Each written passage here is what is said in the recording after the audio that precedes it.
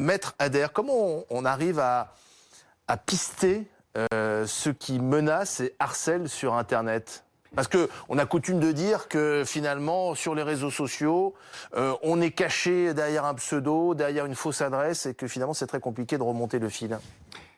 Écoutez, c'est tout simple, il suffit que les plateformes collaborent. Et il suffit qu'elles donnent les données de connexion, le nom des personnes qui se sont abonnées, et aussitôt on les retrouve. Alors le gros problème, c'est que Twitter refusait, encore jusqu'à un temps récent, de collaborer. Là, il semble que c'est parce qu'ils ont donné les données de connexion que ces personnes qui pensaient en toute impunité, comme vous venez de le rappeler, menacées de mort dans des termes effectivement d'une rare violence, cette jeune femme, tout d'un coup se rendent compte que c'est pas cette impunité. Et donc c'est, à mon avis... Donc quand vous dites que l'impunité, finalement, elle est facile à lever, il suffit que Twitter collabore. Alors je vais vous expliquer pourquoi. Oui. Le grand enseignement de cette affaire, c'est que c'est fini, l'impunité.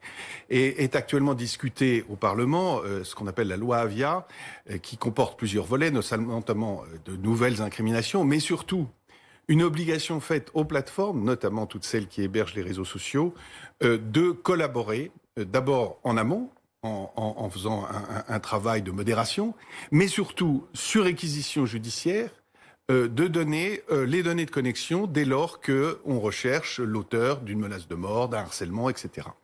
Et si elles ne le font pas, elles seront soumises à des obligations pécuniaires qui seront encadrées par le CSA, qui est l'autorité administrative que la loi, et c'est conforme à un texte européen. Donc la donne va totalement changer. Et je pense que on en est au début, parce que 11 ou 13 personnes, c'est très très peu par rapport, je crois, aux milliers de menaces de mort qu'elle reçoit depuis un an. Donc là, ça tombe sur eux, mais il faut que tous ceux qui croient, quelquefois, ils sont effectivement très bien insérés, ils sont derrière leur ordinateur, et ils se disent, tiens, je vais me faire un petit plaisir. Avec un pseudo, ça suffit, je suis protégé, je suis planqué. Et figurez-vous que j'en ai plaidé une cette semaine, il a pris 6 mois de prison pour des menaces de mort à l'égard... c'était pas mis là, la circonstance. Donc, on ne rigole pas avec de tels propos. Et c'est ça le message qu'on doit passer. Et je vous dis, enfin Twitter, parce que c'était le principal récalcitrant, fait enfin un acte de... Mais c'est pas parce que Twitter n'est pas capable de modérer son fil, de modérer finalement, d'empêcher tout simplement que ces menaces restent en ligne. On s'est aperçu qu'avec même le président des États-Unis, il était capable tout seul dans son coin de bloquer les, je sais pas combien, 80 millions d'abonnés qu'il y avait.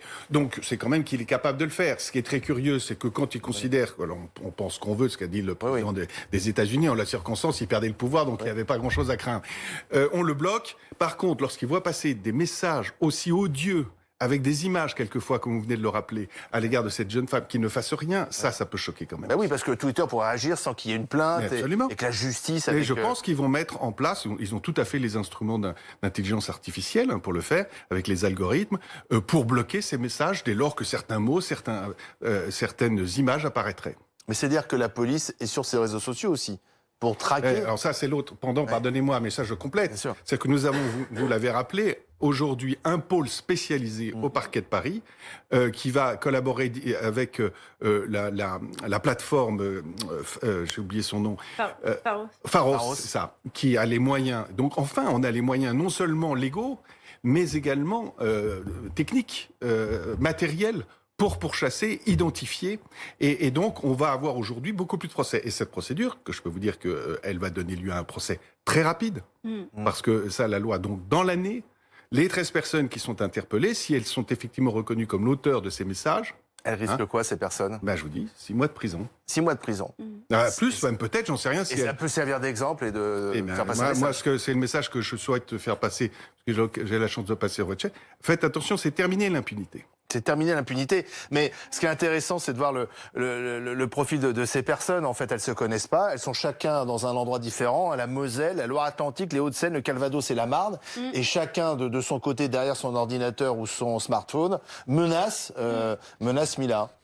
Sans se connaître, en fait. Exactement. Et en fait, aucun n'est fiché d'ailleurs pour radicalisation. Et ça, les spécialistes l'expliquent bien, c'est que parfois, sur Internet, il y a un phénomène où les gens... n'ont pas les mêmes propos qu'ils tiendraient dans la vraie vie, en fait. Il y a une sorte de lâcher prise.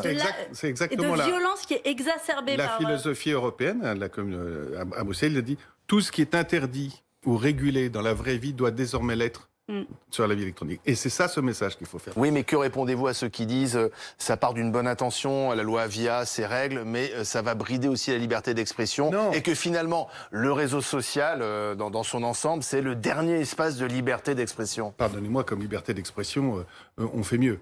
Non, ça restera des lieux de liberté d'expression. Il faut que les algorithmes soient intelligents. Il faut que ça soit encadré par des juges, qu'il y ait des possibilités de recours si on est bloqué, alors qu'il n'y a aucune raison qu'on le soit. Et donc tout ça va être mis en place. Et c'est dans la proposition européenne. D'ailleurs, la loi Avia, c'est la mise en œuvre de la proposition européenne. Donc tout ce cadre va être une législation européenne. Et c'est terminé cette position dans laquelle les plateformes, essentiellement américaines, mais désormais aussi chinoises, peuvent imaginer faire leur propre loi. Elles devront être soumises aux lois des États dans lesquels elles ont des abonnés. C'est aussi simple que ça. La fin de l'impunité. Merci à tous les deux.